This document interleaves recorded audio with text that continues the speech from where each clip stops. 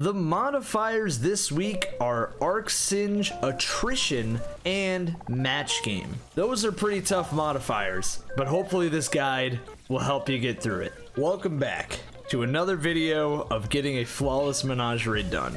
The good news is, this boss isn't as hard as last week's by a long stretch. The bad news is, it's still pretty hard. So I'm here to help you. Let's get started. Okay, so the first encounter is pretty straightforward. Do the LAMBS, slam them, boom, boom, boom. You're on to the second one. The second encounter, the Mockery, is interesting. I personally would recommend getting as far as possible, you know, killing wizards, dropping the things into the cauldrons, and boom, you keep your things up and you kill some ogres, kill some wizards. I personally recommend getting as far as you can here and then skipping the rest, because you will actually be going to the crystals next. Now the crystals is pretty straightforward. All you're gonna do is use arc to kill the harpies, pick up the crystal craniums, kill the crystals with them, and then kill the bosses. I would recommend a Middle Tree Void Titan. Hold their shield up onto a boss to block all the damage that boss could output. I would also recommend that you have a good mix of everything as far as loadouts. For example, Anarchies are really good here, Recluses are pretty good, Teraba isn't bad here either, Mountaintop is great, whatever you have. Risk Runner is actually the underrated MVP, since it's Arc Singe and Risk Runner actually gives you damage resistance to arc, so it's very helpful there. Now after you have beaten the crystals, it is back to that same room, the Arkborn this time.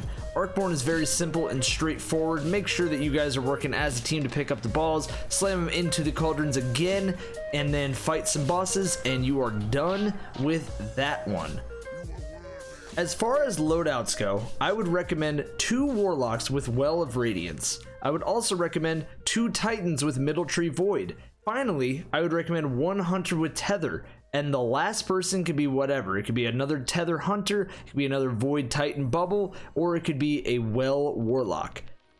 In my last video, I did talk about the proper mods that you want to be wearing while you're doing all this, so make sure you go check that out as well. But the TLDR that I will give you is Emperor's Blaze, Balance, whatever it's going to be. Make sure that you have your subclass, a year 1 Leviathan, Bond, Mark, or Cloak, or a mod from year 2, so make sure you have that applied. After you have all that applied, another little tip I will give here is, if you can, try to get Energized or Power Overwhelming or something like that. Those will just help you clear ads. Those don't really help you as much on the boss, but they help you clear ads. As well, if you can run Striking Hand from a year 2 mod or the Gauntlets from year 1 Leviathan, those would be great as well. Now, let's talk about the boss fight, because this is what you're really here for.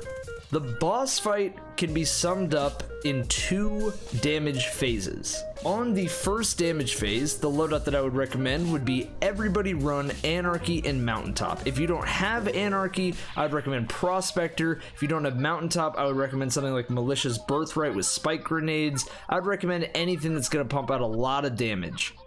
Make sure, for the Anarchy, which is what my group used, make sure you're firing 2 onto the boss, swapping to Mountaintop quickly, and firing away at the boss. Once again, if you don't have them, no worries, just do the 2 Anarchies or whatever you're using, just fire whatever you got on them. After the first damage phase, the boss will disappear, allowing you to capture a plate.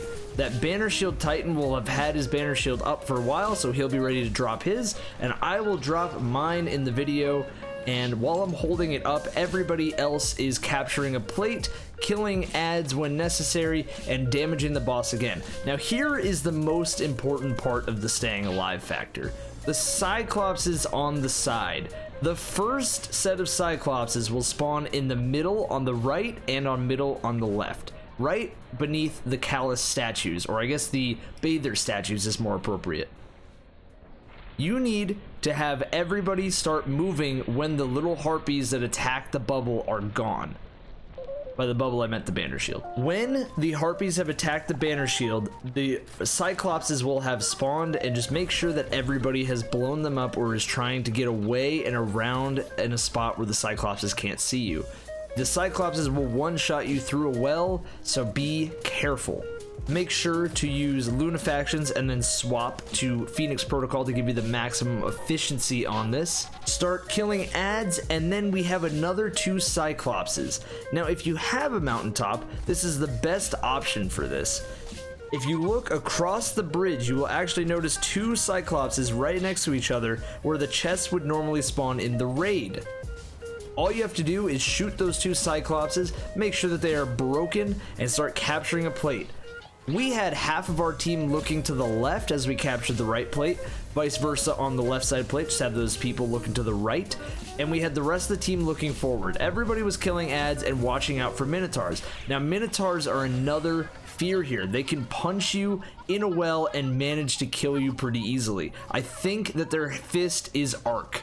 Once you have killed the ads and the Minotaurs and you're on the final plate capturing it, it is just a matter of ad management. They are dead, you captured the plate, everybody pulls out anarchies and mountaintops, that's what my group used. Shoot the boss, shoot like crazy, and you might be able to two-phase it. Our group managed to pull it off, and we were actually all surprised that we pulled it off. Now, if you have to three-phase it, the same rules apply, except this time there will be a Cyclops on the middle right, just like there was on the first damage phase. Make sure to kill that Cyclops, stay at the back, and capture all three plates accordingly. Just watch out for Cyclops is basically the TLDR here.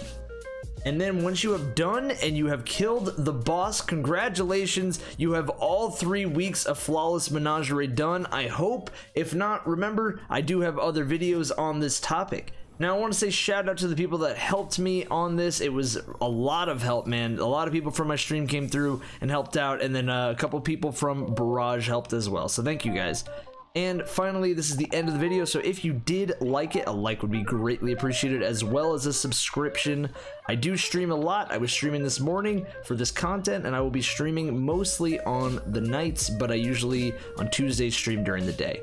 Anyway, guys, I'll catch you next time. Bye-bye.